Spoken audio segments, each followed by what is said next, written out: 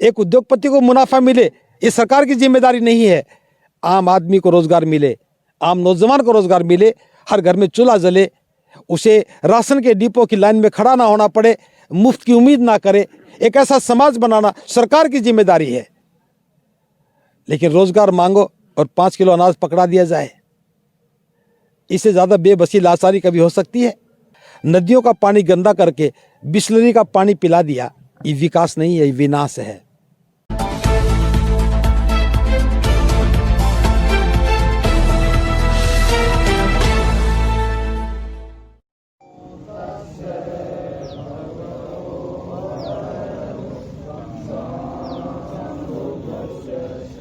बुद्धं शरणं गच्छामि, धम्मं शरणं गच्छामि, संघं शरणं गच्छामि, द्वितीयं बुद्धं शरणं, तृतीयं धम्मं शरणं गच्छामि। नमस्कार साथियों, मैं सोनू कबीरपंथी जागौर जगाव से। आज हम मौजूद हैं हरियाणा के पलवल में, और इस समय जहां हम मौजूद हैं वो पलवल का बहुत ही ऐतिहासिक स्थल धम्मभूमि है, जहां पे आप मेरे पीछे देख रहे होंगे बाबा साहब की बहुत बड़ी स्टैचू है, और काफ़ी सारे लोग हैं जिनमें महिलाएं भी शामिल हैं, क्योंकि आज एक विशेष पर्व इन लोगों के लिए है। आज गणतंत्र दिवस है। आज ही के दिन जो बाबा साहब द्वारा 2 साल 11 महीने 18 दिन में तैयार किया हुआ संविधान इस देश में लागू हुआ, जिसकी बदौलत इस देश में सभी को समानता का अधिकार मिला, तमाम राइट्स मिले। आज हमारे बीच में करुणाशील भंते राहुल जी हैं। हम उनसे जानेंगे कि इस संविधान के बारे में और इस संविधान के उपलक्ष्य में जो एक गणतंत्र दिवस पूरे देश में मनाया जाता है, आज के दिन इस दिन के मौके पर देशवासियों को क्या संदेश देना चाहेंगे? भंते जी, आपका बहुत बहुत स्वागत है। आप सभी को भी बहुत बहुत साधुवाद और गणतंत्रता दिवस की हार्दिक मंगल कामनाएं। प्रबुद्ध उपासक उपासिकाओं, आज 26 जनवरी का दिन है और देश के लिए ये गणतंत्र दिवस है। 26 जनवरी 1950 को परम श्रद्धेय बाबा साहब डॉक्टर अंबेडकर के द्वारा लिखित भारत का संविधान इस देश पर लागू हुआ। एक राजनीतिक व्यवस्था के चलाने के लिए एक लिखित दस्तावेज स्वीकार किया गया, जिसे भारत का संविधान कहा जाता है। इस संविधान का कोई अर्थ है, इसका एक महत्व है कि देश में जो शासन है वो कैसे चलना चाहिए, वो कैसे काम करे, किसके लिए काम करे, वो सारी जो दिशा तय करने का काम है वो संविधान करता है। आज देश में एक लोकतांत्रिक सरकार है, भारत के नागरिकों के द्वारा अपने मताधिकार का उपयोग करके चुनी हुई सरकार है। तो संविधान निर्माताओं ने और विशेष रूप से बाबा साहब डॉक्टर अंबेडकर ने संविधान निर्माण के समय जो मूल भावना व्यक्त की कि भारत में एक वेलफेयर गवर्नमेंट होनी चाहिए, कल्याणकारी सरकार होनी चाहिए। और कल्याणकारी सरकार का अर्थ है कि वह लोगों के कल्याण के लिए काम करे। देश की सुरक्षा करना सरकार का दायित्व है, नागरिकों की सुरक्षा भी करे। आपस में कोई किसी के हकों को ना छीने, सभी लोगों को स्वतंत्रता का बोध हो, समानता और न्याय की अवधारणा हो और बंधुता का भाव हो, सबको विकास के अवसर मिले, सबकी आजीविका सुंदर हो और हम भाईचारे के साथ खुद का विकास करते हुए देश का विकास भी करें। जहां संविधान हमें अधिकार देता है, वहां हमें कर्तव्य भी देता है। हमें अपने जीवन को सुंदर बनाते हुए समाज में शांति और सौहार्द का वातावरण बनाना है, ये हमारी जिम्मेदारी है। इस देश में जो सरकार बने वो लोकतांत्रिक प्रक्रियाओं का पालन करे, लोगों के लिए कल्याण का काम करे, ये हमारी जिम्मेदारी है। मताधिकार का प्रयोग हम व्यक्तिगत लाभ के लिए नहीं बल्कि समाज और राष्ट्र के हित के लिए करें, यह हमारी जिम्मेदारी है। सांप्रदायिक उन्माद कोई ना फैलाए, घृणा का वातावरण ना करे, हिंसक कार्रवाइयाँ ना करे, उनको रोकना, शांति को बनाए रखना हमारी जिम्मेदारी है। लेकिन जब हम अपनी जिम्मेदारियों से भागते हैं तो फिर जो वो लोग जिनकी ये जिम्मेदारी नहीं है, वो देश को हड़पना चाहते हैं, वो उपद्रव करने लगते हैं। किसकी जिम्मेदारी थी? आप सोचते हैं कि पुलिस प्रशासन की जिम्मेदारी है, इसमें कोई शक नहीं, कानून व्यवस्था बनाना प्रशासन की जिम्मेदारी है। लेकिन प्रशासन भी जब भी काम करता है जब लोग उसके लिए खड़े होते हैं। धरने प्रदर्शन कोई समाधान नहीं है कि बिजली नहीं आई तो आपने रास्ता रोक लिया, पानी नहीं आया तो हड़ताल कर दी। हमें संवेदनशील सरकार चाहिए, ऐसी सरकार जो आपकी समस्याओं को समझ सके, ऐसे प्रतिनिधि चाहिए जो आपकी भावनाओं को, आपकी आवश्यकताओं को समझ सकें। ऐसा प्रशासन चाहिए जो अपनी जिम्मेदारी दायित्व के प्रति सजग हो और उनका निर्वाह करता हो। हमें लोकतंत्र को एक सजीव लोकतंत्र बनाना चाहिए कि एक आदमी की आवाज़ भी सुनने वाली सरकार होनी चाहिए। प्रशासन लोगों की ज़रूरतों को देख करके सजगता से, ईमानदारी से काम करे, ऐसा प्रशासन होना चाहिए। लेकिन इस शासन और प्रशासन लोगों से बनते हैं। जैसे लोग होते हैं वैसे ही शासक होते हैं, जैसे लोग होते हैं वैसा ही शासन बनता है, और वैसा ही प्रशासन होता है, वैसे अधिकारी होते हैं। हम में से अधिकारी बनते हैं, हम ही अपने में से नेता चुनते हैं। लेकिन बस चुनाव गलत है। चुनते समय हमने भावनाओं का ख्याल नहीं किया, हमने सिर्फ स्वार्थ को देखा। कोई खतरे में इस बात को जान लिया, उनको सबक सिखाना ये जान लिया, अब तो बस उनको मिट्टी मिलाना ये जान लिया। तो फिर याद रखना, अगर हम किसी के घर में आग लगाएंगे तो जलेंगे हमारे भी घर। अगर हम देश में सांप्रदायिक उन्माद फैलाएंगे तो सांप्रदायिकता की आग में कौन जल जाए कुछ पता नहीं। अगर हम शांति की बात करेंगे, मैत्री की बात करेंगे, करुणा की बात करेंगे, तो हमें भी वही शांति मिलेगी, वही करुणा मिलेगी, वो मैत्री मिलेगी। निसंदेह लोकतंत्र जनता के प्रतिनिधि होते हैं, जनता चुनती है। लेकिन सरकार बनने के बाद जनता का काम खत्म हो गया, ऐसी बात नहीं है। सरकार को इतना संवेदनशील बनाना चाहिए कि जनता की आवाज उठे, उससे पहले उनमें समझने का भाव होना चाहिए। आपके प्रतिनिधि हैं, अगर आपकी नहीं सुनेंगे तो कैसे प्रतिनिधि हैं?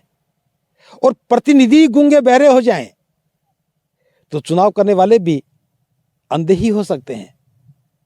हमें प्रतिनिधि भी ऐसा चाहिए जो ईमानदारी के साथ समाज के लिए खड़ा हो सके, जो ईमानदारी के साथ देश के लिए खड़ा हो सके, जो ईमानदारी के साथ हक की बात कर सके, अधिकारों की बात कर सके, और जनता की भावनाओं से को सरकार से अवगत करवा सके। सरकार को जनता की भावनाओं से अवगत करवाए और जनता को सरकार की मंशा के बारे में बताए। इन दोनों के बीच एक ब्रिज का काम होता है, एक पुल का काम करता है। प्रतिनिधि उस समाज का प्रतिनिधित्व करता है। जो एमएलए एमपी बनते हैं वो समाज का प्रतिनिधित्व करते हैं, सरकार में जा कर के अपनी बात कहते हैं। तो सरकार, इसका मतलब आपकी भावना, आपका काम। तो गणतंत्र दिवस का मतलब यही है कि सरकार और लोगों के बीच सामंजस्य बने, सरकार और लोगों के बीच संवाद बने, सरकार लोगों के कल्याण के लिए काम करे। शिक्षा, स्वास्थ्य, सुरक्षा, रोजगार, इनमें व्यापार नहीं होना चाहिए। ना शिक्षा का निजीकरण हो, ना स्वास्थ्य का निजीकरण हो, ना सुरक्षा का निजीकरण हो। अगर देश के नागरिक को शिक्षा ही खरीदनी पड़ेगी, देश के नागरिक को इलाज भी खरीदना पड़े और सुरक्षा भी खरीदनी पड़े, शिक्षा, सुरक्षा और इलाज अगर खरीदना पड़ेगा तो समझो आप किराए के मकान में रह रहे हो। देश आपका नहीं हो सकता। ये देश की जिम्मेदारी है, सरकार की जिम्मेदारी कि अपने देश के नागरिकों को बिना शुल्क दिए शिक्षा उपलब्ध करवाए। ये सरकार की जिम्मेदारी कि देश के नागरिकों को बिना खर्च के इलाज उपलब्ध करवाए। एक व्यक्ति बीमार होता है तो देश बीमार होता है, एक व्यक्ति बीमार से मर रहा है तो देश का नागरिक मर रहा है। ये जिम्मेदारी सरकार की होनी चाहिए। अगर एक व्यक्ति पर आक्रमण होता है, हमला होता है, तो देश का नागरिक मरता है, उसकी सुरक्षा की जिम्मेदारी सरकार की है। उसके बदले में हमें क्या करना है? हमें अपनी कार्य कुशलता के बल पर राष्ट्र का निर्माण करना है। एक ऐसे राष्ट्र का निर्माण जो जनता के लिए संवेदनशील हो, ऐसे राष्ट्र का निर्माण जो जनता के लिए जवाबदेही हो। हम रोजगारों का सृजन करें, एक उद्योगपति को मुनाफा मिले, ये सरकार की जिम्मेदारी नहीं है। आम आदमी को रोजगार मिले, आम नौजवान को रोजगार मिले, हर घर में चूल्हा जले, उसे राशन के डिपो की लाइन में खड़ा ना होना पड़े, मुफ्त की उम्मीद ना करे। एक ऐसा समाज बनाना सरकार की जिम्मेदारी है।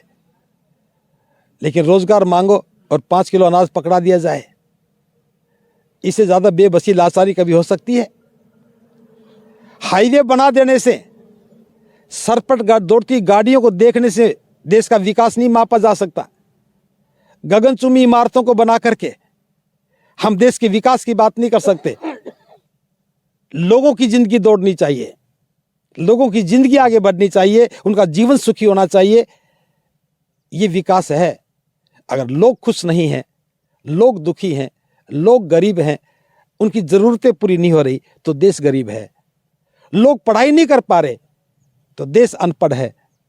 लोग अपनी आजीविका को नहीं चला पा रहे तो देश पिछड़ रहा है।